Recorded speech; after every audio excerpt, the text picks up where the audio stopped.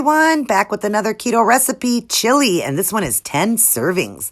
You will need 2 pounds of ground beef, 2 jalapeños, celery, 2 jars of picante sauce, hot sauce, pink salt, oregano, chili powder, black pepper, a fry pan with a spatula, a big pot, not showing in the picture here, but a big pot to make the chili in, a 1 cupper, a tablespoon, and a teaspoon. You won't need that 4th cupper that you see right there.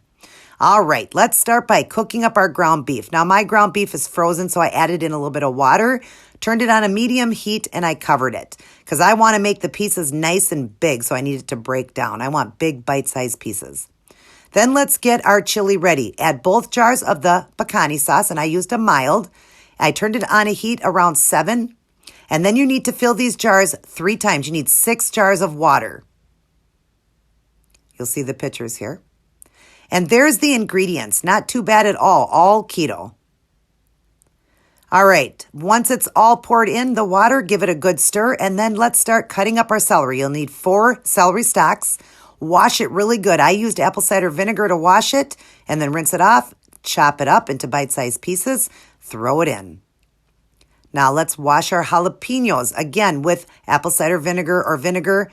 Wash it up really well, chop it up in bite-sized pieces. I saved the seeds to make it more hot. Pour it in, stir it up. Then add 1 tablespoon of chili powder, 1 teaspoon of oregano, 1 tablespoon of the pink Himalaya, 1 teaspoon of black pepper. Make sure you listen to the way I said it. And then give it a good stir and let it come to a boil. Also add in hot sauce if you want it even more spicier, just to taste.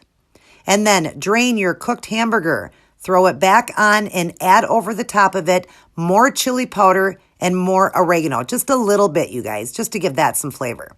Stir it up, and then let's pour it into our chili mixture. Give it a good stir, and then we're going to turn it to a medium heat, and we're going to let this come to a boil. We're going to keep it covered. It'll come to a boil pretty quick. You'll see the picture here where it's boiling. Once it's boiling, you're going to turn it to a simmer. You're going to keep it covered, and we're going to cook it for about 2.5 hours, but continue to stir. That's pictures of me stirring it. I stirred it all day long so that it doesn't burn. And there, it's all done. And then serve it up. It is 2 1 cups per bowl, which is a serving, and each serving will come to 8 net carbs. There's 2 servings there for me and my husband, and there's 8 servings left. And like I said, this bowl right here is 8 net carbs a serving. That whole pot was 80 carbs, but broke down into 10 servings. That's only 8 net carbs. But if you're eating more than 1 meal, just be careful with that, and definitely try this one out. It was delicious. And I'm sure the next day it's going to be even thicker and even more delicious as the flavors all come together.